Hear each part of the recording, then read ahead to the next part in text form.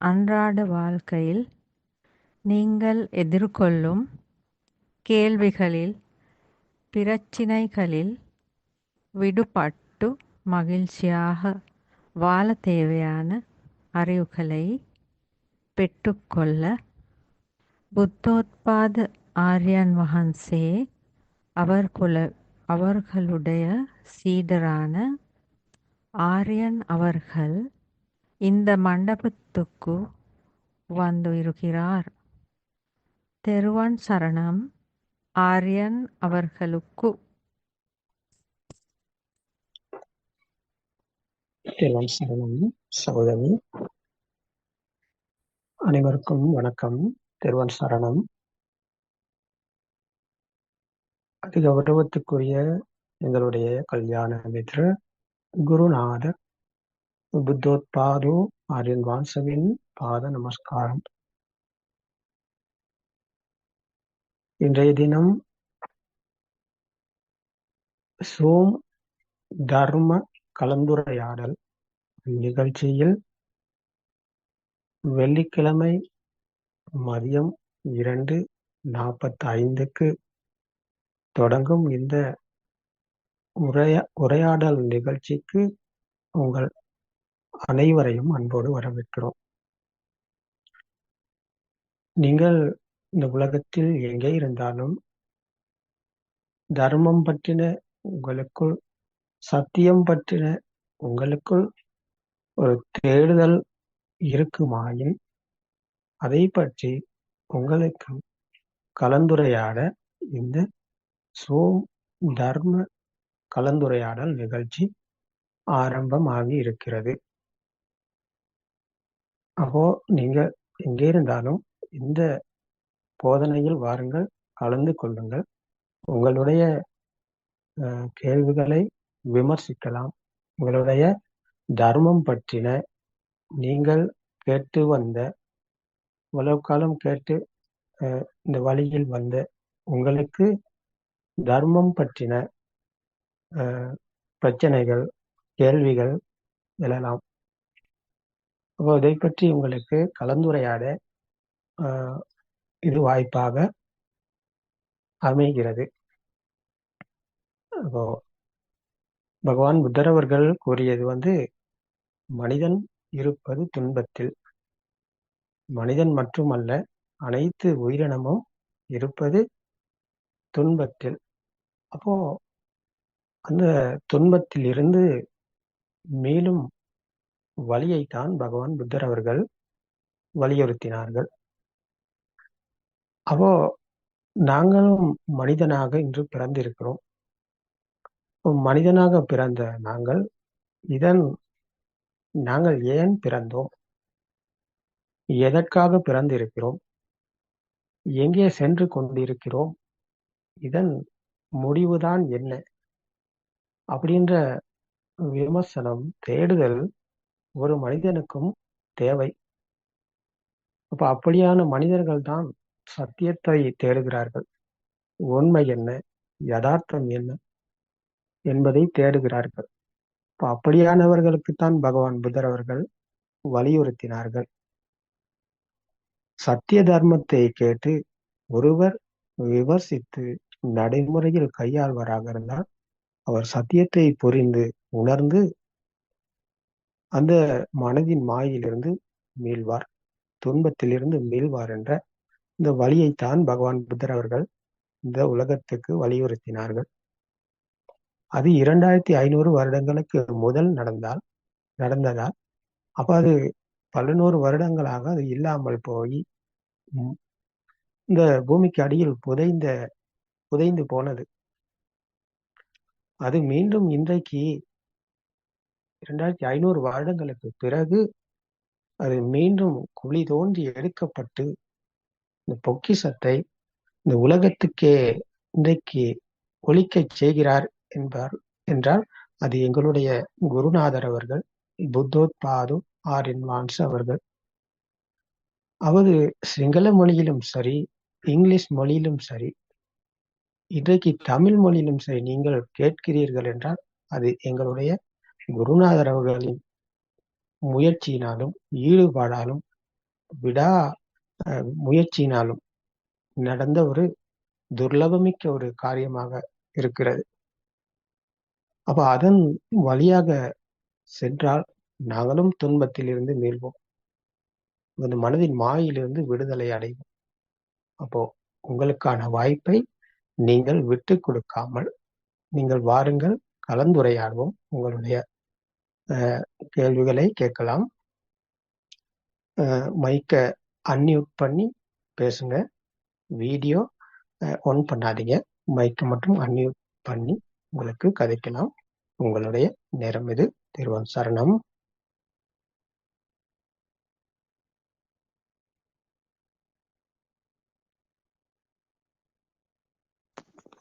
தேர்வான் சரணம் ஆரியன் அவர்களே. திருவன் சரணம் அம்மா. கடந்த வாரத்திலும் இந்த ஜூம் நிகழ்ச்சியினூடாக கலந்துரையாடினோம் ஆரியன் அவர்களே. ஆமாம் அம்மா. அதன் அடிப்படையில் ஆரியன் அவர்களே, எனக்கு எப்படி சொல்வதென்றால், மனதுக்கு ஒரு கஷ்டமான நிலை, ஒரு கவலையான ஒரு ஒரு நிலைதான் இன்றைய தினமாக இருக்கிறது. என்னவென்று கூற முடியும் ஆரியன் அவர்களே? ஆமாம்மா, மனதுக்கு கஷ்டமாக கவலையாக இருக்கிறது என்றால் அது உலகில் வாழ்பவர் இந்த எந்நேரமும் இந்த கவலையில் துன்பத்தில் தான் இருக்கிறார், ஒரு வேதனையில் தான் இருக்கிறார். ஏனென்றால் அவர் இருக்கிறது என்ற நினைத்து பிடித்து கொண்டிருக்கும் போது அவர் நல்லது கெட்டது, இன்பம் துன்பம், லாபம் நட்டம், புகழ்ச்சி இகழ்ச்சி என்ற இந்த 2 உச்சக்கட்டங்களில் தான் வாழ்கிறார். அப்போ லாபம் பெறும் போது அவர் மகிழ்ச்சி அடைகிறார். அதுவே நட்டமாக இருந்தால் அவர் துன்பப்படுகிறார், வேதனைப்படுகிறார். நல்லதாக இருந்தால் அதில் மகிழ்ச்சி பெறுகிறார். அதே தீயதாக இருந்தால் அதில் வேதனைப்படுகிறார், கவலைப்படுகிறார். அப்போ இன்பமாக இருந்தால் மகிழ்ச்சி, துன்பமாக இருந்தால் வேதனை, கவலை. அப்போ இதுதான் மனித அன்றாட வாழ்க்கையை வாழும் இந்த மனிதனுடைய வழியாக இதுதான் இருக்கிறது. இப்போ இது எல்லாத்துக்குமே பொதுவானதுதானம்மா. உலகம் உண்மை என நம்பி நினைத்து பிடித்து கொண்டு இருக்கும் ஒரு மனிதர் இந்த நிலையில் தான் இருக்கிறார். அப்போ அவரு நல்லதிலும் சரி கெட்டதிலும் சரி லாபம் அடைகிறார், நஷ்டம் அடைகிறார். லாபம் அடையும் போது மகிழ்ச்சி பெறார், நஷ்டம் அடையும் போது கவலைப்படுறார், துன்பப்படுறார். அப்போ இது நாங்கள் இது உருவான விதம் பற்றி நாங்கள் தெரிந்து கொண்டால் தானம்மா எங்களுக்கு அதிலிருந்து மீள முடியும். அப்போ அது எங்களுக்கு தெரியாட்டி உண்மை என்ன, இதன் யதார்த்தம் என்ன, சத்தியம் என்ன அப்படின்னு நாங்க தெரிஞ்சு கொள்ளாட்டி எங்களுக்கு அதிலிருந்து விமோச்சனம் இல்லை. அப்போ இதற்குத்தானே எங்களுடைய குருநாதர் அவர்கள் இந்த சத்தியத்தை போதனை செய்கிறார்கள். நீங்கள் இருப்பது உலகில் வாழ்கிறீங்க, இருக்கும் உலகம் உண்மை என கண்களுக்கு தெரிவது, காதுக்கு கேட்பது, மூக்குக்கு உணர்வது, நாக்குக்கு உணர்வது, உடலுக்கு உணர்வது என்ற இந்த உற்பத்தி நிலையங்களால் உருவான உலகம் உண்மை என நினைத்து கொண்டு பிடித்து கொண்டு வாழ்றீங்க. அப்போ அது பிடிப்பில வாழும் நீங்க இருப்பது துன்பத்தில். ஏன்? அப்போ கண்களுக்கு தெரிவது வெளியில் இருக்கு, காதுக்கு கேட்பது வெளியில் இருக்கு. அப்போ இது எல்லாமே கலந்த ஒரு எண்ணம் தான். இப்போ நீங்க எல்லா இடத்திலும் நினைத்து நினைத்து வாழ்றீங்க. இப்போ நினைத்து நினைத்து வாழும் நீங்க உங்களுக்கு நல்லது கிடைச்சா சந்தோஷப்படுறீங்க, கெட்டதாக இருந்தால் அதில் வேதனைப்படுறீங்க, கவலைப்படுறீங்க. அப்போ நினைச்சு நினைச்சு தான் நீங்க துன்பத்தை அடைகிறீங்க, நினைச்சுதான் நீங்க கவலையும் படுறீங்க. அப்ப கவலைப்பட்டாலும் மகிழ்ச்சி அடைந்தாலும் ரெண்டுமே மனதின் மாயைக்குள்ளதான் இருக்குது. இப்போ நினைச்சுதான் நீங்க கவலைப்படுறீங்களே ஒழிய அது உண்மை கிடையாது. நீங்க நினைச்சுதான் இன்பப்படுறீங்களே தவிர அதுவும் உண்மை கிடையாது. அப்போ இதில் இரண்டும் என்ன, எது உண்மை? அப்போ இரண்டிலும் எது உண்மை என்ற விமர்சனம் எங்களுக்குள் இருந்தால் நாங்கள் சத்தியத்தை பார்க்க வேண்டும். சத்தியம்தான் நீங்கள் நினைப்பது எங்கேயுமே இல்லை. நீங்கள் நினைக்கிற எதுவுமே எங்கேயுமே இல்லை. நீங்க நினைச்சுக்கிட்டு தான் துன்பப்படுறீங்க. நீங்க நினைச்சுதான் வேதனைப்படுறீங்க. அப்ப இந்த வேதனை, துன்பம் என்பது எங்கேயும் இல்லை, எங்களுடைய மனசுல தான் இருக்கு. இப்போ மனமுருவான விதம் பற்றி நாங்கள் தர்ம போதனையினூடாக கேட்டிருந்தோம் சொன்னா, நீங்க கேட்டிருக்கீங்கம்மா, இவ்வளவு காலம் கேட்டு வந்திருக்கீங்க இந்த சத்தியத்தை. சத்தியம் என்ன அப்படின்னு இதை கேட்டு உங்களுக்கு அறிவு இருக்குது, தெரிந்து கொண்ட நாலேஜ் உங்களுக்கு கிட்ட இருக்குது. இப்போ நாலேஜ் இருந்து வேலை இல்லை, உங்ககிட்ட அறிவு இருந்து வேலை இல்லை. இதை தெரியும் சொல்லி நீங்க சொல்லி வேலை இல்லை. இதை நீங்க விமர்சித்து பார்க்கணும். இதில் உண்மை என்ன, இது யதார்த்தம் என்ன அப்படின்ற தேடுதல் உங்களுக்குள்ள இருக்கணும். இப்போ தேடுதல் உங்களுக்குள்ள இருந்தா உங்களுக்கு அது ஒரு பிரச்சனையே கிடையாது, அது ஒரு காரியமே கிடையாது. நீங்க அதுல இருந்து மீண்டு இருப்பீங்க. உங்களை கஷ்டத்துல போடவோ, உங்களை துன்பத்துல மூழ்கடிக்கவோ, உங்களை கவலைக்கு தள்ளிவிடவோ யாராலும் முடியாது. ஏன்னா நீங்க பார்க்கும் உலகத்துல இல்ல நீங்க இருக்கீங்க, கேட்கும் உலகத்துல இல்ல நீங்க இருக்கீங்க. இப்ப இந்த உற்பத்தி நிலையங்களால் உருவான உலகத்தில் அல்ல அப்போ நீங்க இருக்கீங்க.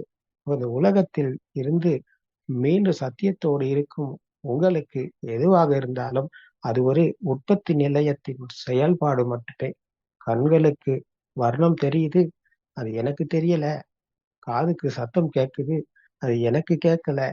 மூக்குக்கு வாசனையை உணர்றோம், நாக்குக்கு சுவையை உணர்றோம், உடலுக்கு குளிர் உஷ்ணம் இறுக்கமான பாரமான இந்த தன்மைகளை உணர்றோம். ஆனால் அதை நான் பார்ப்பதோ, நான் கேட்பதோ, நான் உணர்வதோ என்று இங்கே ஒருவர் இல்லை. அப்போ இந்த பிசிக்கல் பாடியில நான் என்பது ஒருவர் இல்லைன்னு சொன்னா, அப்போ அந்த எண்ணம் தான் நான். அந்த எண்ணத்தை உண்மை என நம்பிக்கொண்டு தான் நாங்கள் வாழ்றோம். எல்லாம் கலந்த ஒரு எண்ணம், 5 உற்பத்தி நிலையங்களும் கலந்த ஒரு எண்ணம் தான் நான் என்று நினைத்து பிடித்து கொண்டு அந்த எண்ணத்தில் தான் நாங்கள் வாழ்கிறோம். இப்போ எண்ணங்களில் உண்மை இருக்கிறதா? இல்லை தானேம்மா. எந்நேரமும் மனதுக்கு எண்ணங்கள் வருது போகுது. நீங்கள் வலது பக்கம் பார்க்கும் போது மேசை தெரியுது, இடது பக்கம் பார்க்கும் போது ஜன்னல் தெரியுது, மேலே பார்த்தா சிவிலின் தெரியுது, கீழே பார்த்தா பூமி தெரியுது. இப்ப இது எல்லாமே வெறும் எண்ணங்கள். அப்போ நிலைத்து நிற்கும் ஒரு எண்ணம், உறுதியான நிலைத்து நிற்கும் ஒரு எண்ணம் உறுதியாக எங்கேயாவது இருக்குதா? நிலைத்து நிற்கும் ஒரு எண்ணம் எங்கேயாவது இருக்கிறதா? இல்லை தானேம்மா. அப்போ எந்த நேரமும் எண்ணங்கள் வருது போகுது. ஆமா.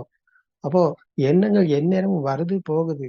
ஆனால் அதை உண்மை என நினைத்து நாங்கள் அதுக்கு இது துன்பம் என நினைத்து கொண்டு அதுக்குள் நாங்கள் வேதனையில் வாழ்றோம். அப்போ அது மனதின் சுபாவம். மனம் என்பது எண்ணத்தை கொண்டு வந்து கொடுத்து கொண்டே இருக்கிறது.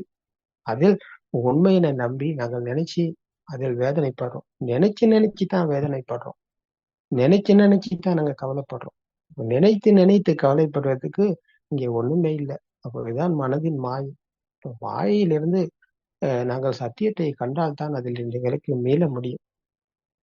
அப்போ இதில்தான் பகவான் புத்தர் அவர்கள் கூறிய இந்த சத்தியத்தை நாங்கள் விமர்சனத்துக்கு வரணும்.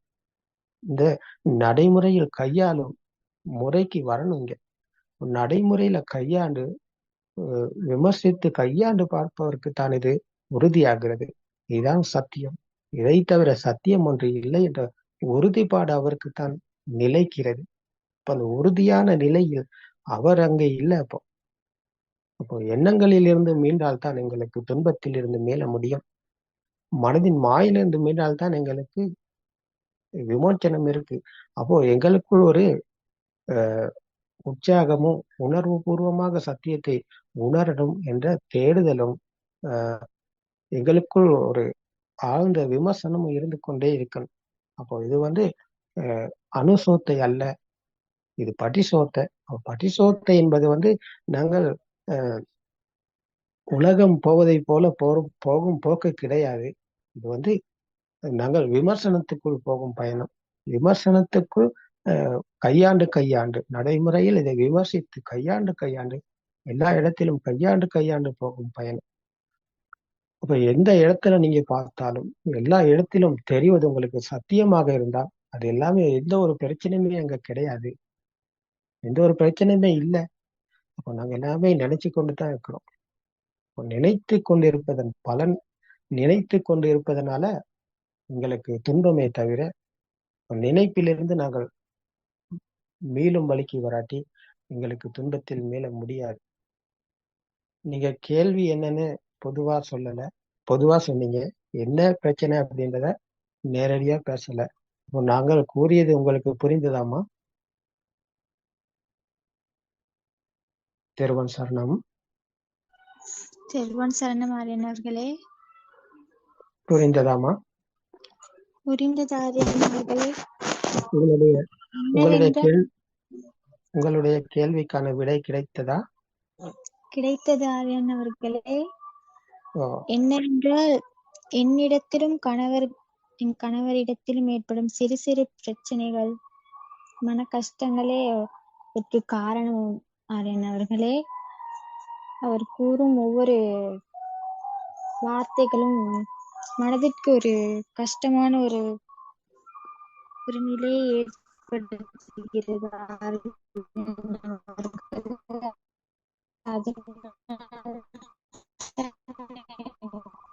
உங்களுடைய சிக்னல் கொஞ்சம் வீக்கா இருக்குமா?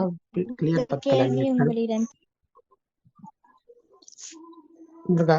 விளங்கலாமா? நீங்க கடைசியா சொன்னது விளங்கல. என்னிடத்திலும் என் கணவரிடத்திலும் ஏற்படுகின்ற சிறு சிறு பிரச்சனைகள் ஊடாகவே ஆரியன் அவர்களே மன கஷ்டம் ஏற்படுகிறது. ஒவ்வொரு வார்த்தைகள் என் மனதிற்கு ஒரு கஷ்டத்தையும் ஒரு துக்கத்தையும் ஏற்படுத்துகிறது ஆரியன் அவர்களே. அதனாலேயே நான் இந்த கேள்வி புரிகிறது, உங்களுக்கு கேள்வி புரிகிறது. அதுதான் நாங்க இப்ப இன்னைக்கு கணவன் என்றால் அது ஒரு எண்ணம் தானே. அம்மா என்பது ஒரு எண்ணம் போல, குழந்தை என்பது ஒரு எண்ணம் போல. உங்களுக்கு குழந்தை இருக்கு, உங்களுக்கு கணவர் இருக்கிறார், நீங்க ஒரு குடும்ப பெண், உங்களுக்கு தாய் தகப்பன் இருக்காங்க, உங்களுக்கு மாமா மாமி இருக்காங்க, இந்த கணவருடைய சகோதர சகோதரிகள் இருப்பாங்க. நீங்க அந்த வீட்டுல வாழும்போது இந்த குடும்பத்துக்கு ஏற்றது போல அங்கனைக்கு இருக்கிற அக்கம் பக்கத்துல உள்ளவங்க இருக்கிறாங்க. இந்த மாதிரிக்கு உங்களுடைய கணவர் என்கிற போது அது ஒரு எண்ணம். கணவர் என்றால் அவர் வெளியில் இருக்கும் ஒருவர் கிடையாது. இப்ப இங்கே நீங்க சத்தியத்தை காண வேண்டும். சத்தியத்தை கண்டால் தானம்மா உங்களுக்கு அதிலிருந்து அந்த அவர் சொல்லும் வார்த்தைகளிலும் உண்மை எது, சத்தியம் என்ன அப்படின்ற தேடுதல் உங்களுக்கும் விமர்சனம் நடக்கும். அப்போ கணவர் என்றால் ஒரு எண்ணம் தான், அது வெளியில் இருக்கும் ஒருவர் கிடையாது. வெளியில் இருக்கும் ஒருவர் அல்ல கணவர், அது ஒரு எண்ணம். நீங்க பிடிச்சு பார்த்தீங்க சொன்னா உங்களுக்கு கைகளுக்கு அகப்படுவது ஒரு இறுக்கமான பாரமான ஒரு உஷ்ணமான ஒரு குளிரான தன்மையை தான் உங்களுக்கு உணர முடியும். அப்போ கண்களுக்கு தெரிந்தது வர்ணம், காதுக்கு கேட்டது சத்தம். அப்போ முகந்து நீங்க பாத்தீங்க சொன்னா ஒரு வாசனை அல்லது துர்நாற்றம். அப்போ இது எல்லாமே கலந்த ஒரு எண்ணம் தான். அப்போ கணவர் என்றாலும் சரி, மனைவி என்றால் சரி, குழந்தை என்றாலும் சரி, தாய் என்றாலும் சரி, தகப்பன் என்றாலும் சரி, எல்லாமே எண்ணங்கள் தானேம்மா. அப்போ எண்ணங்கள் வெளியில் இருக்கிறதா? வெளியில் இல்லையே. எண்ணங்கள் எல்லாமே மனதில் தானே. அப்போ மனதில் இருக்கும் எண்ணத்தில் தானே நாங்கள் வாழ்கிறோம். அப்போ கணவர் என்றால் ஒரு எண்ணம் என்று நாங்கள் சத்தியத்தை கண்டால், அப்ப அவர் சொல்ற வார்த்தைகள் எல்லாமே வெறும் சத்தம் மட்டும் தானே. அவர் பேசும் உங்களை உங்களை நல்லது சொன்னாலும் அது ஒரு சத்தம் மட்டுமே. உங்களை கெட்டது சொன்னாலும் அதுவும் ஒரு சத்தம் மட்டும் தானே. இது புரிகிறதாம்மா? உங்களை நல்லதுல நல்லது உங்களை நல்ல விதமா பாராட்டினாலும் நீங்க அங்க விமர்சனத்துக்குள்ள இருந்தீங்க சொன்னா, சத்தியத்தை காணும் ஒரு சத்தியத்துக்குள் இருக்கும் ஒருவராக இருந்தால் அது உங்களுக்கு இது என்னை என்னை புகழ்றாரு, எனக்கு என்னை பாராட்டுறாரு, அப்போ நான் மகிழ்ச்சியாக இருக்கிறேன், என் கணவர் நல்லவர் என்று நீங்க நினைக்கிறீங்க. அப்போ என்னை புகழ்ந்தா, என்னை பாராட்டினா, அப்போ என்னுடைய கணவர் நல்லவன்னு சொல்லி நீங்க நினைக்கிறீங்க. அதுவே உங்களை திட்டினா, உங்களை பேசினா, என் கணவர் சரியில்லை, என்னை பேசுறார், என்னை கவலைக்கு உள்ளாக்குறார், என்னை வேதனைப்படுத்துகிறார் என்று அவர் ரொம்ப சரியில்லை, அவரு கொஞ்சம் மோசம் அப்படின்னு சொல்லி நீங்க நினைக்கிறீங்க. அப்போ இது எல்லாமே எண்ணங்கள் தானே. இப்போ எண்ணங்கள் வெளியில் இருக்குதாமா? இல்லையே. மனதில் உள்ள இந்த எண்ணங்களுக்கு அடிமையாகித்தானே நீங்க அப்போ உங்களுக்கு இருக்கீங்க. அப்போ இதில் உங்களுக்கு விமர்சனம் நடக்கணுமம்மா. இது ஒரு சிலபஸோ இது ஒரு புத்தகத்தில் எழுதப்பட்ட கதையோ கிடையாது. இது உங்களுடைய வாழ்க்கை கதை. உங்களுடைய அன்றாட வாழ்க்கையில் இந்த சத்தியத்தை நீங்கள் காணணும். அன்றாட வாழ்க்கை காலையில் எழுந்ததிலிருந்து இரவுக்கு நித்திரைக்கு செல்லும் மற்றும் நீங்கள் ஈடுபடும் எல்லா காரியத்திலும் உங்களுக்கு சத்தியம் என்ற சத்தியத்துக்குள் விழித்து கொண்டிருந்தீங்க சொன்னா, விமர்சனத்தோடு இருந்தீங்க சொன்னா, உங்களை யார் பேசினாலும் அது ஒரு சத்தம் மட்டுமே. யார் ஏசினாலும் அதுவும் ஒரு சத்தம் மட்டுமே. உங்களுக்கு எதை கொடுத்தாலும் அதுவும் ஒரு வர்ணமும் சத்தமும் இணைந்த ஒரு எண்ணம் தான். உங்களுக்கு ஒரு சாக்லேட்டை கொடுத்தாலும் அதுல ஒரு இனிப்பு இருக்கு, எனக்கு பிடிக்கும் அப்படின்னு சொல்லி நீங்க நினைச்சு கொண்டு இருந்தீங்க சொன்னா அது உண்மை கிடையாது. அது ஒரு எண்ணம். சாக்லேட் என்றால் அது ஒரு எண்ணம். அது அது எனக்கு பிடிக்கும்னு சொல்லி அதை விரும்பி விரும்பி நான் சாப்பிட்றேன்னா இருந்தா அப்போ அந்த அந்த விரும்பும் நான் இருக்கேன். அப்போ விரும்பும் நான் இருக்கும் போது அப்போ அந்த சாக்லேட்டும் இருக்குது. அப்போ சாக்லேட் இருந்தா நான் இருக்கிறேன். அப்போ நான் இருந்தால் எனக்கு இன்பம் இருக்கு. அப்போ நான் இருக்கும் வரைக்கும் எனக்கு இன்பம் துன்பம் இரண்டுமே இருக்கு. அப்போ நான் எங்கே இருக்கிறேன் என்ற தேடுதல் இருந்தால்தான் எனக்கு நான் இல்லாமல் போவேன். அப்போ எனக்கு நான் இல்லைன்னு சொன்னா அப்போ கணவர் இருந்தால் அவர் பேசும், அவர் சொல்லும், அவர் திட்டும் வார்த்தைகளில் நான் வேதனைப்படுகிறேன். அப்போ கணவர் என்பது ஒரு எண்ணம், அவர் எங்கேயும் இருப்பவர் கிடையாது. அது மனதில் இருக்கும் ஒரு எண்ணம் என்ற சத்தியத்துக்குள் நீங்க வந்து இந்த விமர்சனத்தை செஞ்சு பாருங்க. அப்போ உங்களுக்கு கணவர் என்பவர் வாழ்க்கையில எப்பவுமே வெளியில் அகப்பட மாட்டார். இன்றைக்கல்ல, இன்னும் பல வருடங்கள் போனாலும் கணவர் என்பவர் உங்களுக்கு வெளியில் கிடைக்க மாட்டார். வெளியில் அப்படி ஒருத்தர் இல்ல, வெளியில அப்படி ஒருத்தர் கிடையாது. நீங்க நினைக்கிறீங்க, நீங்க நினைச்சுக்கிட்டு இருக்கீங்க கணவர் இருக்கிறாரு, எனக்கு குழந்தை இருக்கு, எனக்கு அம்மா அப்பா இருக்காங்க, எல்லாம் இருக்காங்க அப்படின்னு சொல்லி நீங்க நினைச்சுக்கிட்டு இருக்கீங்க. அப்படி யாருமே இங்க கிடையாது. அது எல்லாமே மனதின் மாயை, எல்லாமே கற்பனை, பொய், உண்மை கிடையாது. அப்போ இது எல்லாமே சத்தமும் வர்ணமும் இணைந்தது, இணையப்பட்டது எங்கேயும் இல்லைன்னா அப்போ மனசுல உள்ள எண்ணம் தானே. அப்ப எண்ணத்தை நாங்கள் உண்மையில நம்பிக்கொண்டு தானே இருக்கிறோம். இப்ப அதுல எங்க இருக்கு உண்மை? அதுல உண்மை கிடையாது. அப்படி ஒரு உண்மை எங்கேயுமே இல்ல. அப்போ இந்த நினைப்பில இருந்து நாங்க விடுதலை பெறணுமான் தான் ஆரம்பத்துல இருந்து நாங்க அதை சரியா செஞ்சுக்கிட்டு வரணும். ஆரம்பத்தை விட்டுட்டு கடைசியை பிடிக்க போனா அது பிடிக்க முடியாது. ஆரம்பத்துல இருந்து நாங்க இந்த கிளியர் பண்ணிட்டு வரணும். அப்போ இங்கதான் அந்த மனம் உருவான விதத்துக்கு நாங்க முதல்ல சென்று பார்க்கணும். மனம் உருவான விதம் பற்றி பார்க்கும்போது, நீங்க குழந்தையா இருக்கும் போது உங்களுக்கு தாய் தகப்பன் இருந்தாங்களா? இல்லையே. தாய் தகப்பன் எங்க இருந்தாங்க? நீங்க குழந்தையா இருக்கும்போது தாய் தகப்பன் இருக்கல. நீங்க பெரிய ஆளா வரும்போது, தொட்டிலுக்கு வரும்போது உங்களுக்கு அம்மா சொன்னாங்க, பாபா நாங்க உன்னுடைய அம்மா, நீங்க சொல்லுங்கம்மா தங்கம் செல்லம் சொல்லுங்க அப்படின்னு சொல்லி உங்களுக்கு கண்களுக்கு வர்ணத்தை காட்டி காதுகளுக்கு சத்தத்தை கொடுத்தாங்க, நான் உன்னுடைய அம்மா என்று. உங்க அப்பா என்ன செஞ்சாரு? நான் உன்னுடைய அப்பா, பாபா சொல்லுங்கம்மா, நான் உன்னுடைய அப்பா அப்படின்னு சொல்லி கண்களுக்கு வர்ணத்தை காட்டி காதுகளுக்கு சத்தத்தை கொடுத்தாங்க. அப்போ அப்போ பிறந்த போது உங்களுக்கு அம்மாவும் இருக்கல, அப்பாவும் இருக்கல. அப்ப பெரிய ஆளா வந்ததுக்கு அப்புறம் அம்மா இருக்கிறாரு, அப்பா இருக்கிறாரு. அப்போ வெளியில இருக்கும் எல்லாமே இருக்கு அப்படின்னு சொல்லி நீங்க பிடிச்சு கொண்டீங்க. அதுக்கப்புறம் நீங்க ஸ்கூலுக்கு போனீங்க, மொண்டிசோரிக்கு போனீங்க. மொண்டிசோரில காட்டினாங்க உங்களுக்கு எல்லாத்தையும். பிளாக் போர்ட்ல காட்டினாங்க. இது இது ஆனா, இது ஆவண்ணா, இது ஈனா, இது ஈயண்ணா. அப்போ அம்மான்னு எழுதி காட்டினாங்க, அப்பான்னு எழுதி காட்டினாங்க. அப்போ இது எல்லாமே போடப்பட்டது. உங்களுக்கு சத்தமும் வர்ணமும் இணைத்து கொடுக்கப்பட்டது. இப்போ சத்தமும் வர்ணமும் இணைந்ததைத்தான் நீங்கள் பிரிச்சு கொண்டீங்க. அது வெளியில இருக்குன்னு சொல்லி. அப்போ ஸ்கூலுக்கு போனீங்க. பிறகு ஸ்கூலுக்கு படிக்கும் போது 1ஆம் ஆண்டுல இருந்து படிச்சீங்க. அப்போ அங்க நிறைய அனுபவங்களை பெற்றீங்க. அப்போ இது எல்லாமே வெளியில் இருக்கும் ஒண்ணு கிடையாது. எல்லாமே எண்ணங்கள். அப்போ நீங்க 1ஆம் ஆண்டுல இருந்து 5ஆம் ஆண்டு ஸ்காலர்ஷிப்புக்கு வந்தீங்க, விளையாண்டீங்க, எல்லாம் செஞ்சீங்க. அப்புறம் 11ஆம் ஆண்டு வந்தீங்க, படிச்சீங்க, பாஸ் ஆகுனீங்க. இப்போ A-level போறீங்க, அப்புறம் திருமணம் முடிக்கிறீங்க. அப்போ இது எல்லாமே எங்கே பார்த்தாலும் இப்ப இன்னைக்கு உங்களுக்கு திருமணம் முடிச்சு கணவர் இருக்காரு, குழந்தை இருக்குன்னு சொல்றீங்க. அப்போ இதை நீங்க ஆரம்பத்துல இருந்து இதை விமர்சித்து விமர்சித்து நடைமுறையில் இதை கையாண்டு பார்க்கும்போது உங்களுக்கு யாருமே எங்கேயுமே கிடையாது. இப்ப நீங்க நினைச்சுக்கிறீங்க எனக்கு கணவர் இருக்காருன்னு சொல்லி. கல்யாணம் முடிக்கும் போதுல உங்களுக்கு கணவர் இருந்தாரா? சொல்லுங்கம்மா பாப்போம். இல்லை ஆரியன் அவர்களே. கல்யாணம் முடிக்கும் போதுல உங்களுக்கு கணவர் இருக்கல.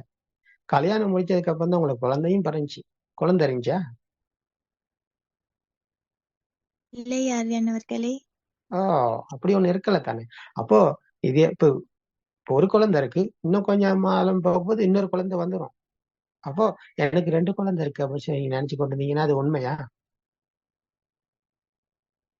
இல்லை ஆரியன் அவர்களே. ரைட். அப்போ நீங்க எல்லாம் நினைச்சு கொண்டு தான் இருக்கீங்க அப்படின்னு உங்களுக்கு புரியுது தானேமா? புரிகிறது ஆரியன் அவர்களே. ஓ அப்போ நாங்க எல்லா இடத்திலும் இந்த இல்லாத ஒன்றைத்தான் இருக்குதுன்னு சொல்லி நாங்க பிடிச்சு கொண்டிருக்கோம். அப்ப பிடிப்புல இருக்கும் போது நாங்க அந்த விமர்சனத்தை விட்டுட்டு அந்த அனுசோத்தைக்கே போறோம். அதாவது அந்த ஆற்று நீர் பள்ளத்தை நோக்கி போய் கொண்டிருக்குது. அது அதன் சுபாவத்துல போகுது. அதே பாரு நாங்களும் இன்னைக்கு போய் கொண்டிருக்கோம். அப்ப எங்களுக்கு ஏற்படுவது துன்பம் தானே. அப்போ நாங்க எங்களுடைய முயற்சியால தான் இந்த பயணத்தை போகணும். பரிசுத்தைக்கு வாரோம். முயற்சி வேணும்.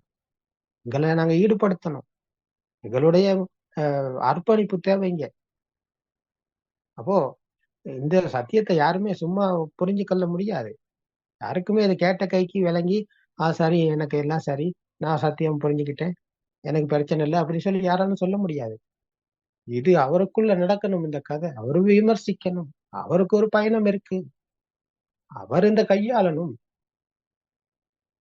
அவர் அன்றாட வாழ்க்கையில ஈடுபடும் போது பிரச்சனைகள் வரும். மனித வாழ்க்கையில நிறைய பிரச்சனை இருக்கு. அந்த பிரச்சனைகள் அவர் சத்தியத்தை காரணம்.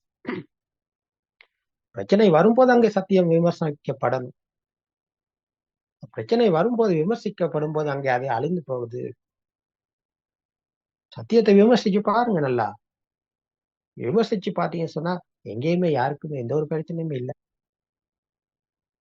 அப்போ எங்களுடைய எங்களுடைய அந்த முயற்சி இருந்தா எங்களுக்கு இதுல இருந்து மீள முடியும். எங்களுக்கு எங்களை இதுல சத்தியத்தோடு அர்ப்பணிக்க முடியுமா இருந்தா, எங்களை நாங்கள் ஈடுபடுத்த முடியுமா இருந்தா அதுல இருந்து எங்களுக்கு மீள முடியும். அப்போ எல்லாமே எண்ணங்கள். எண்ணங்களில் சத்தியம் இல்லை, எண்ணங்களில் உண்மை இல்லை. பணம் இருந்தா தான் மகிழ்ச்சி, பணம் இல்லைன்னா துன்பம் அப்படின்னு சொல்லி பணத்துல மகிழ்ச்சியை தேடுறவங்க இருக்கிறாங்க, புகழ்ல மகிழ்ச்சியை தேடுறவங்க இருக்கிறாங்க. இந்த மாதிரி ஏகப்பட்ட விதத்துல மகிழ்ச்சியை தேடுறவங்க இருக்கிறாங்க. ஆனா எதுலயுமே மகிழ்ச்சி கிடையாது. எல்லாமே மனசுல தான் இருக்கு. மனதளவில நீங்க எல்லாத்தையும் சத்தியத்தை உணர்ந்துட்டீங்க சொன்னா, அப்போ எல்லாமே எண்ணங்கள் என்ற சத்தியத்துக்குள் நீங்க வந்துட்டீங்கன்னு சொன்னா, அப்போ அங்கே எந்த ஒரு பிரச்சனையும் இல்லை. அப்போ உங்க கணவர் திட்டினாலும் சரி, உங்களுடைய கணவர் உங்களை நல்லது சொன்னாலும் சரி, உங்களுடைய கணவர் உங்களை பாராட்டினாலும் சரி, உங்களுடைய கணவர் உங்களை என்ன சொன்னாலும் அது ஒரு சத்தம் மட்டுமே. அது ஒரு சத்தம் மட்டுமே. சத்தத்துக்குள் ஏதாவது இருக்கிறதா? சத்தம் எங்கேயாவது இருக்குதா? இப்ப நாங்க சத்தம் ஒண்ணு கேட்டதா? நாங்க கரகோஷம் ஒண்ணு கொடுத்தோம், கை தட்டினோம், இந்த சத்தம் கேட்டதா? விளங்குச்சாமா? விளங்குகிறது ஆரியன் அவர்களே. இந்த சத்தம் கேட்டுச்சு தானே? கேட்டது ஆரியன் அவர்களே. ரைட். அப்ப அந்த சத்தம் எங்கேயாவது இருக்குதா? இல்லை ஆரியன் அவர்களே. அப்ப அது எங்க போனுச்சு?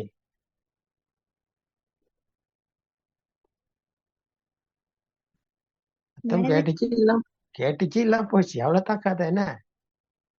ஆம் ஆரியன் அவர்களே. சத்தம் கேட்டுச்சு, அவ்வளவுதான். அப்ப காதுகளுக்கு சத்தம். நான் ஒவ்வொரு விடயத்தையும் மனதிற்கு எடுத்துக் கொள்வதாலேயே ஆரியன் அவர்களே அது பிரச்சனையாக ஆகிறது. பிரச்சனைக்கும் காரணம் அதுவாகவே காணப்படுகிறது ஆரியன் அவர்கள்.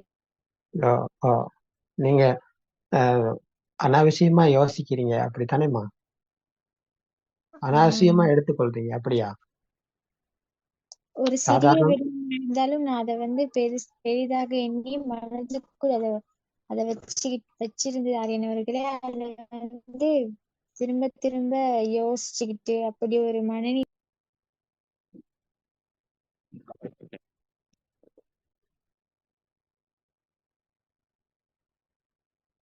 உங்களுடைய மைக் அன்மியூட் ஆயிடுச்சாமா? விலங்கல?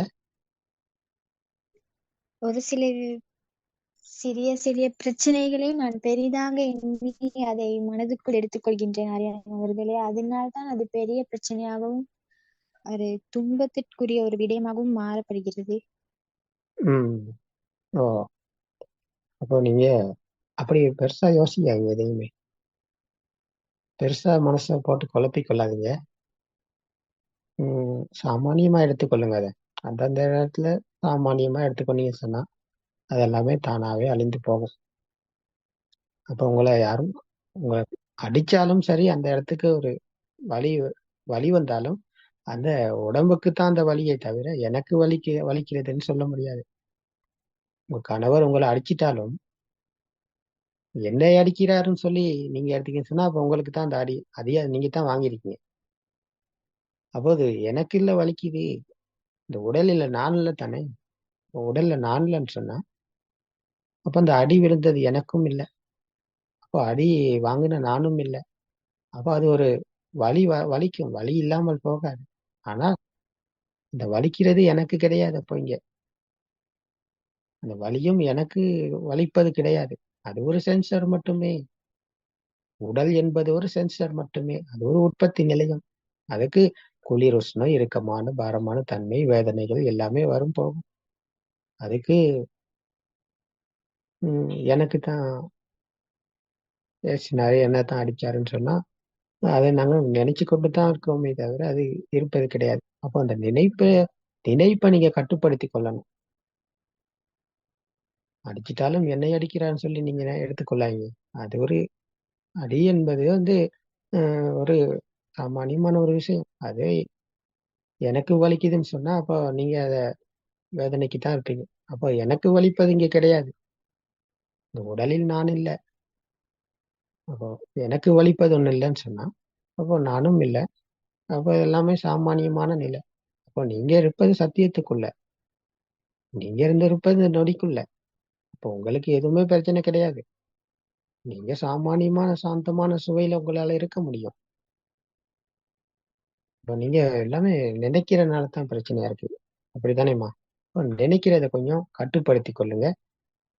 உங்களுடைய மனம் அலை பாய்கிறது என்றால் அதுக்கு அஹ், இந்த சமத்த தியானம் கொஞ்சம் செஞ்சு பாருங்க.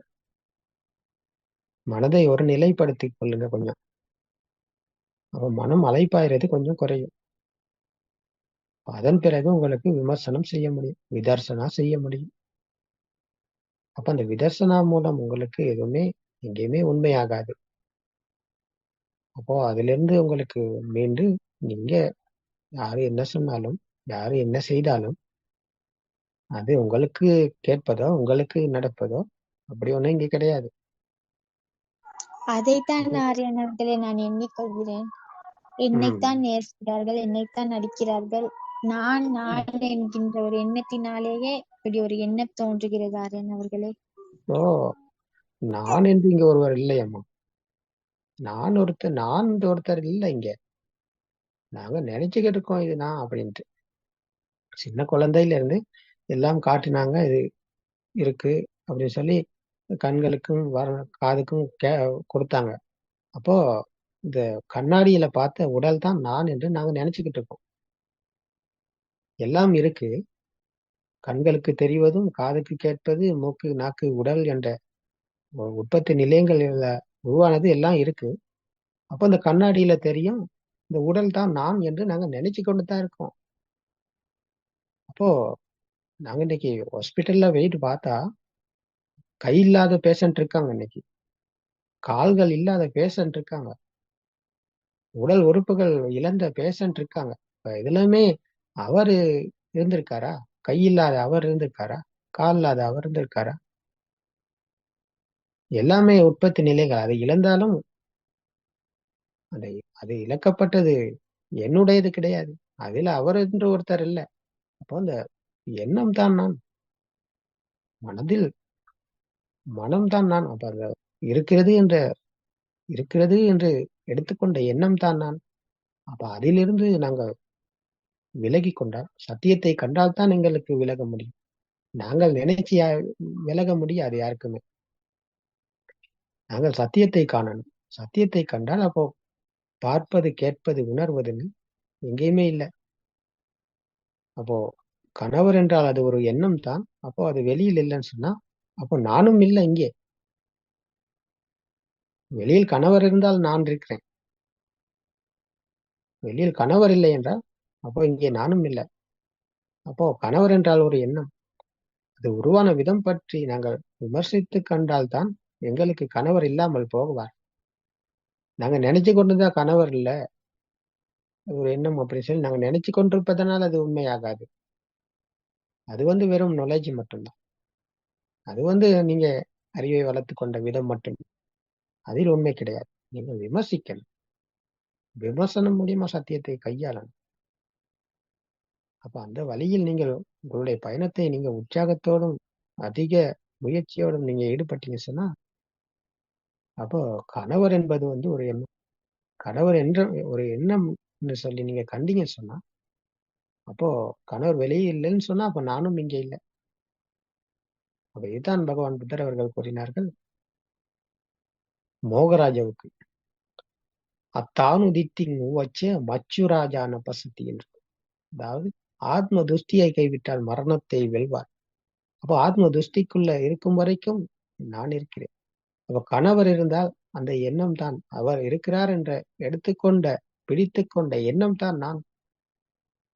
அப்போ அவர் இல்லை என்றால் அங்கே ஆன்மா என்ற துஷ்டியிலிருந்து நாங்கள் மீள்கிறோம்.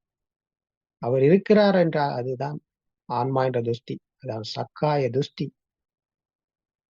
அப்போ அது வெளியில் இல்லை, அது ஒரு எண்ணம் என்ற சத்தியத்தை நாங்கள் கண்டு அதை உணரும் போது அப்ப ஆத்மா என்ற சக்காய துஷ்டியிலிருந்து நாங்கள் மீள்கிறோம். அப்போ அவர் வெளியில் இல்லை, ஒரு எண்ணம் என்ற சத்தியத்துக்குள் இருக்கும் போது அப்போ நானும் இங்கே இல்லை. அந்த உடலா நான் எங்க இருக்கேன்? நான் என்று ஒருவர் கிடையாது. நான் என்று ஒருவர் இங்க இல்லை எங்கேயுமே. இப்போ நாங்க எல்லாம் நினைச்சுக்கிட்டு தான் இருக்கோம். அப்போ இதுதான் அந்த ஆத்ம துஷ்டியில் இருந்து மீளும் வழி. அந்த விமர்சனம் மூலியமா தான் எங்களுக்கு பெற முடியும். அப்போ அந்த சத்தியத்தை உணர்ந்ததன் பிறகு உங்களுக்கு வெளியில எங்கேயுமே யாருமே இல்லை, இல்லைன்னு சொல்லி இல்லை, எல்லாமே வழக்கம் போலத்தான் இருக்குது. அது வழக்கம் போல நடக்கும். நீங்க கணவரோட வழக்கம் போல எல்லா எல்லா விதத்திலையும் இருப்பீங்க. அப்ப அது சாமானியமான வாழ்க்கை முறை. ஆனா சத்தியத்துக்குள் நீங்க எங்கேயுமே யாரு கூடயுமே இல்லை. இதுதான் உண்மை, இதுதான் பரம சத்தியம். இப்ப இது உணரக்கூடியது, உப்பை போல. உப்பு என்பது உணரக்கூடியது. அதை நாங்க சொல்ல போனா வெறும் எண்ணங்கள். இப்ப எண்ணங்கள் எல்லாமே வெறும் சிலபஸா தான் வரும். எண்ணங்கள் எல்லாமே கற்பனை, எண்ணங்கள் எல்லாமே மாயை. ஆனால் இந்த உணர்வு இருக்குத்தானே, உப்பை நாங்க உணர்றோம் தானே சாப்பிட்டு, அதை போல சத்தியத்தை உணரணும். அப்ப உணர்ந்தால், அப்ப உணர்வுக்கு நாங்கள் விழித்துக் கொள்ளும் போது அந்த உப்பை போல சத்தியத்தை உணர்ந்தோம் சொன்னா, அப்ப எண்ணங்களுக்கு வேல்யூ கிடையாது, மதிப்பு கிடையாது. எல்லாமே அழிந்து விடுகிறது. அழிந்து போகணும்னு சொன்னா வழக்கம் போல எல்லாம் கேட்போம், பார்ப்போம், கேட்போம், உணர்வோம், எல்லாமே நடக்கும். ஆனால் அதுக்குள்ள பெருமதியும் மதிப்பும் தான் இங்கே அழிந்து போகுது. பெருமதியும் மதிப்பும் அழிந்து போனது சொன்னா, இப்போ நானும் இங்க இல்ல. இந்த பெருமதியும் மதிப்பும் தான் நான். வெளியில இருக்குன்னு சொல்லி அதுக்கு ஒரு மதிப்பு கொடுக்கிறோம், பெருமதி ஒண்ணு கொடுக்கிறோம். இப்போ சத்தியத்தை கண்டால் அங்கே பெருமதியும் இல்லை, மதிப்பும் இல்லை, அப்போ நானும் இல்லை. அப்போ எல்லாத்தையும் கேட்போம், எல்லாத்தையும் பார்ப்போம், எல்லாத்தையும் உணர்வோம். ஆனால் எங்கேயும் நான் இல்லைன்னு சொன்னா, அங்கே இருப்பது சாந்தமான இனிமையான சுவை. அதான் பகவான் புத்தர் அவர்கள் கூறினார்கள், ஏதம் சாந்தம் ஏதம் பிரணீதம் எதிதம் சப்ப சங்கார சமுத்தோ. இந்த சாந்தமான இனிமையான சுவை இருப்பது இந்த சத்தியத்துக்குள் தான். சத்தியத்தை கண்டீங்கன்னு சொன்னா உங்களுக்கு இருப்பது சாந்தமான இனிமையான சுவை மட்டுமே. நீங்கள் மனதின் மாயைக்குள் அடித்து கொண்டு போகும் இந்த உலகம் உண்மையில நம்பி போகும் அனுசோத்தையில் அல்ல நீங்க போறீங்க. நீங்கள் படிசோத்தைக்கு வந்த சுத்தவத் 6 ஸ்ராவகராக இருங்க நீங்க இங்கே. அப்போ உங்களுக்குள் இந்த சத்தியத்தோடு விழித்துக் கொள்ளும் போது உங்களுக்கு எதுவுமே பிரச்சனை ஆகாது. எல்லாமே சாமானியமா நடக்கும். அடி வாங்கினாலும் ஏசினாலும் என்ன நடந்தாலும் எனக்கு நடப்பது கிடையாது, எனக்கு நடப்பது கிடையாது. நான் என்று ஒருவர் இங்க இல்லை. அப்போ இந்த நிலையை அடைந்ததன் பிறகு மற்றவர்கள் உங்களை நல்லா புரிஞ்சு கொள்வாங்க. வெளி உலகத்தவரும் உங்களை நல்லா புரிஞ்சு கொள்வாங்க. அப்ப அங்கே நீங்க சாந்தம் அடைஞ்சிட்டீங்கன்னு சொன்னா வெளியிலையும் எல்லாமே சாந்தமா தான் உங்களுக்கு தெரியும். யாரும் மீது உங்களுக்கு பிழை தெரியாது. ஏன்? எல்லாமே இந்த துஷ்டியில தானே இருக்கிறாங்க. துஷ்டியில் இருப்பவர் அப்படித்தான் இருக்கிறாரு. அது சாமானியமான மனிதனுடைய வாழ்க்கை முறை.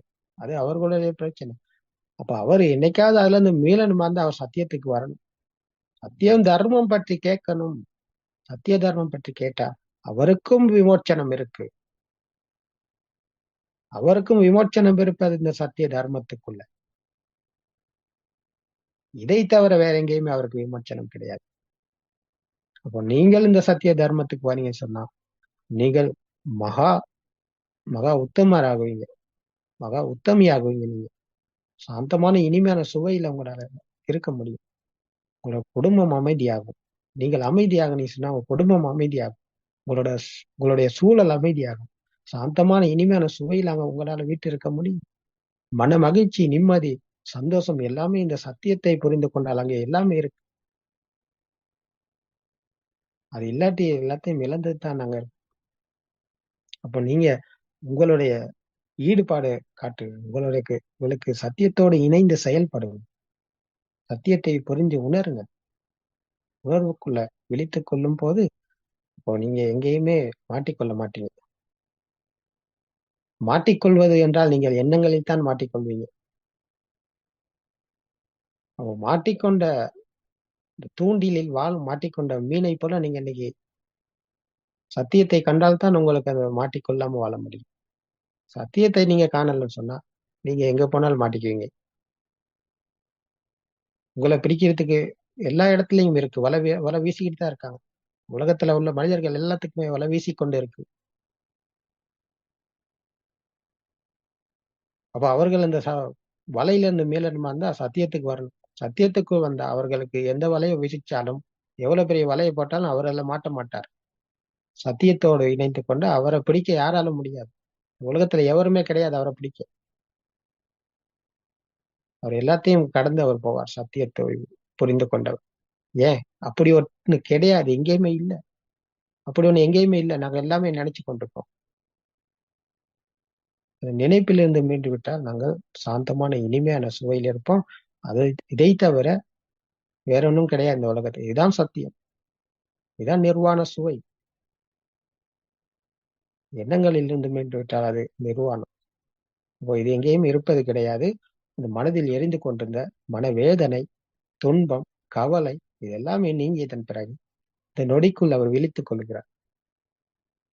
மனதுக்கு வரும் எண்ணங்களுக்கு அவர் அடித்து போக மாட்டார். எண்ணங்களுக்கு அலைப்பாய்ந்து கொண்டிருக்கும் எண்ணங்களுக்கு அகப்பட மாட்டார். அப்போ ஆரியன் அவர்களே, நான் என்ற பிடிப்பு காணப்பட்டதனாலே இப்படியான பிரச்சனைகளும் கவலைகளும் ஏற்பட்டுதான் ஆரியன் அவர்களே. அவர் என்னை அடித்தாலோ ஏசினாலோ அவர் அவர் ஏசி விட்டு செல்லட்டும், அடித்து விட்டு செல்லட்டும் என்று விட்டுவிட்டால் பிரச்சனை இல்லை ஆரியன் அவர்களே. அப்படி அது பிள்ளையம்மா, அங்கனைக்கு அந்த விமர்சனம் அல்ல அது நடக்கணும். அடித்தாலும் என்னை அடிப்பவர் இங்கே நான் வாங்குவது கிடையாது, என்னை திட்டுகிறார் என்று ஒண்ணு கிடையாது. இதுதான் இங்கே நடக்கும்.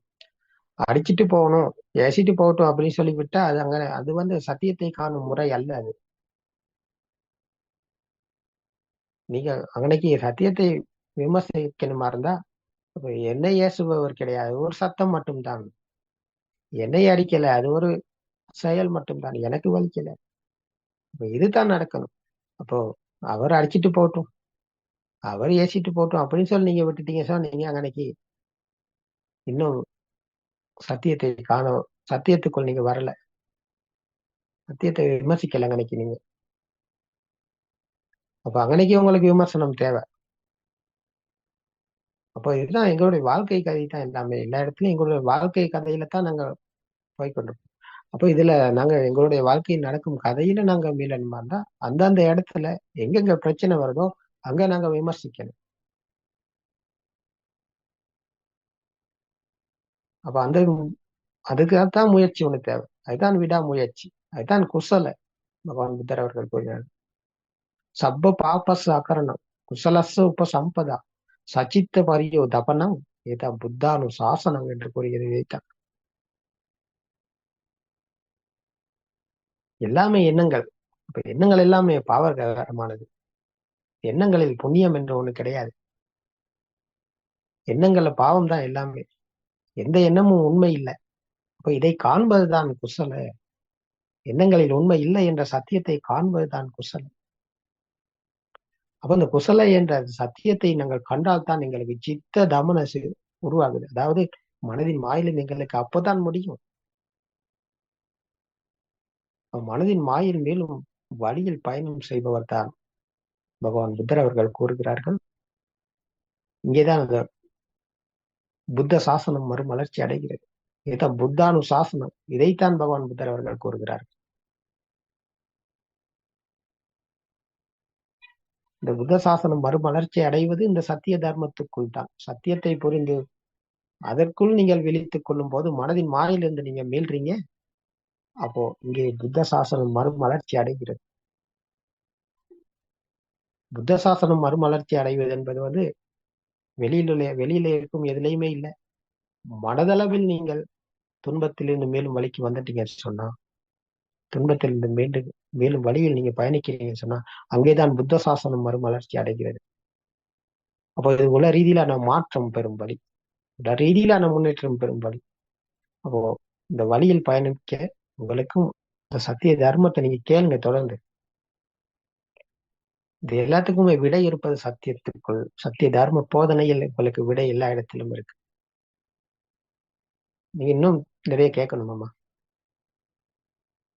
நிறைய சத்திய தர்ம போதனைகள் யூடியூப்ல இருக்கு. புத்தோத்பாது தமிழ் என்ற யூடியூப் சேனல்ல உங்களுக்கு போயிட்டு கேட்கலாம். உங்களுக்கு டைம் கிடைக்கிற நேரம், உங்களுக்கு நேரம் இருக்கும்போது கேளுங்க. கேட்டு பழக்கப்படுத்திட்டு வாங்க. தொடர்ந்து கேளுங்க. உங்களுக்கு எழுகிற நேரம் கேளுங்க. அதை கேட்க கேட்க உங்களுக்கு இதை பிடிக்க முடியும். அப்போ அதை உணர்வு என்பது உங்களுக்கு அப்போ உருவாகும். இப்போ இதை டக்குன்னு பிடிக்க முடியாது. டக்குன்னு பிடிக்க அவ்வளோ கஷ்டமான காரியம் தான் டக்குன்னு பிடிக்கிறதுன்னு சொன்னா. அப்போ நீங்க தொடர்ந்து சத்திய தர்மத்தை கேளுங்க. கேட்டு விமர்சித்து நடைமுறையில கையாளுங்க. இப்போ உங்களுக்கு இந்த துன்பத்திலிருந்து மேலும் வழி இந்த போதனைகளில் இருக்கிறது. தொடர்ந்து எங்களோட இணைந்து வாங்க. இந்த புத்தோத்பாத போதனைகளை கேளுங்க. அப்போ உங்களுக்கு மனதின் மேலும் வழி கிடைக்குமா. அப்போ நீங்க துன்பத்திலிருந்து மீள்வீங்க.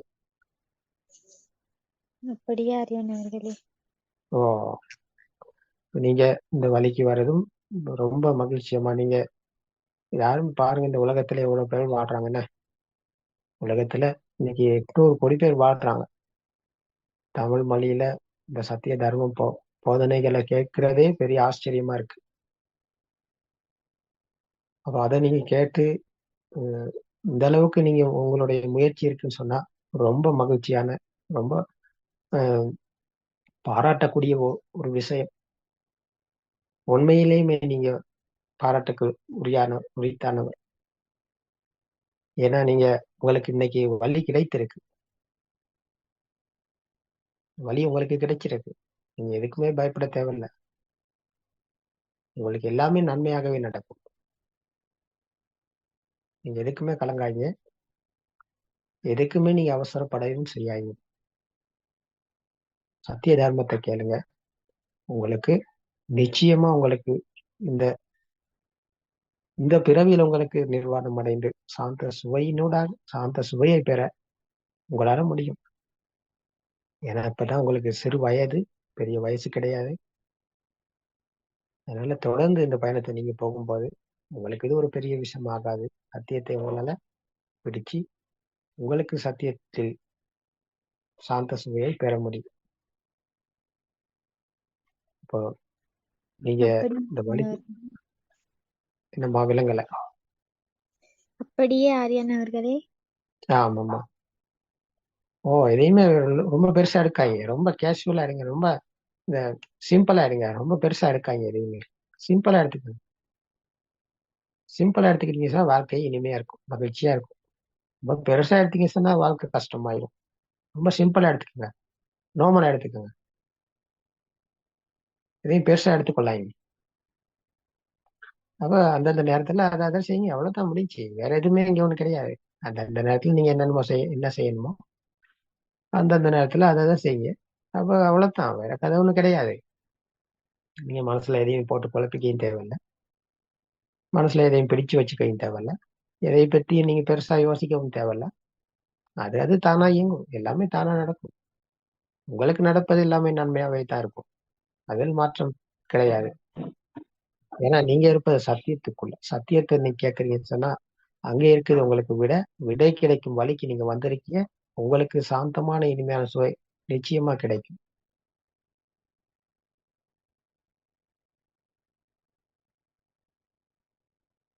ஆமாம் மது ஆரியான் அவர்களே. ஹம்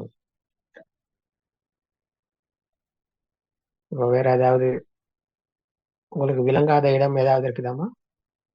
புரியாதது? இல்லை ஆரியான் அவர்களே. ஓ, எல்லாம் புரிஞ்சது தானேனா? புரிந்தது ஆரியான் அவர்களே. ம் சரிம்மா. தொடர்ந்து அப்ப இந்த சூம்ல இணைஞ்சு கொள்ளுங்க. உங்களுக்கு ஏதாவது பிரச்சனைகள் வந்தா நீங்க நேரடியா எங்களோடு கதைக்கலாம். ம், ஆரியான் அவர்களே. ஆ. மற்றபடி அந்த தர்ம போதனைகளை உங்களுக்கு நேரம் இருக்கும்போது கேளுங்க.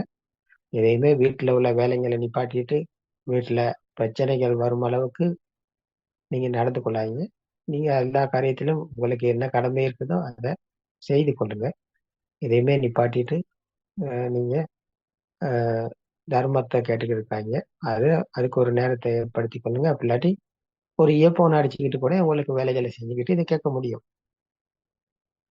அப்போ அதுக்கு தடை கிடையாது. அது நீங்க எந்த காரியத்துல ஈடுபட்டாலும் சத்திய தர்மத்தை கேட்பது என்பது நீங்க பாட்டு கேட்டுக்கிட்டு வேலை செய்யற முறைகள் இருக்கு தானே.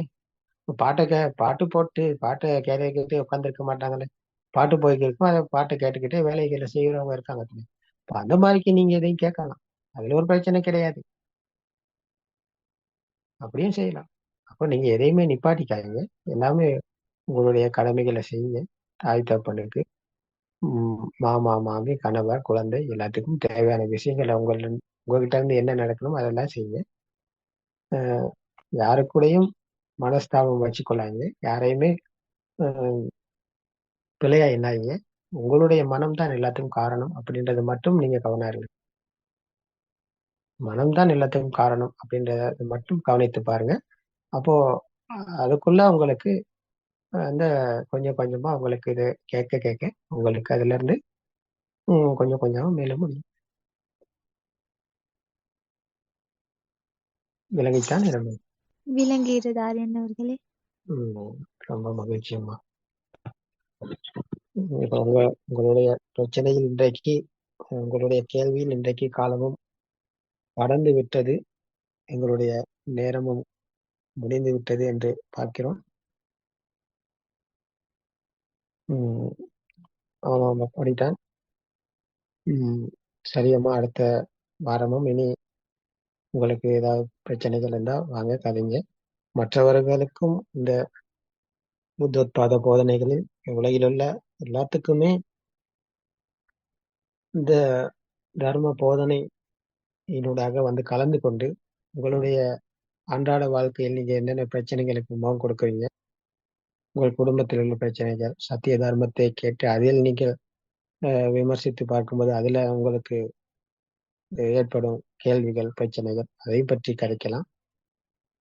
தொடர்ந்து வாங்க. வெள்ளிக்கிழமைகளில் 2:45 முதல் 3:45 மணி வரை தொடரும் இந்த சோம் தர்ம கலந்துரையாடல் நிகழ்ச்சியில் கலந்து கொண்டு உங்களுடைய கேள்விகளுக்கு பதிலை பெற்றுக் கொள்ளுங்கள்.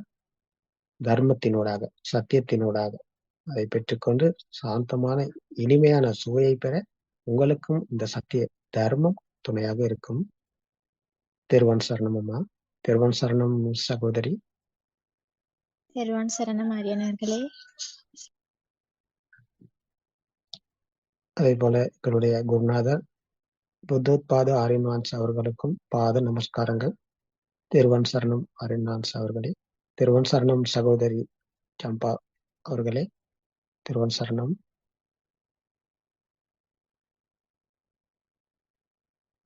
திருவான் சரணம் ஆரியன். திருவான் சரணம். திருவன் சரணம் அம்மா. திருவன் சரணம்.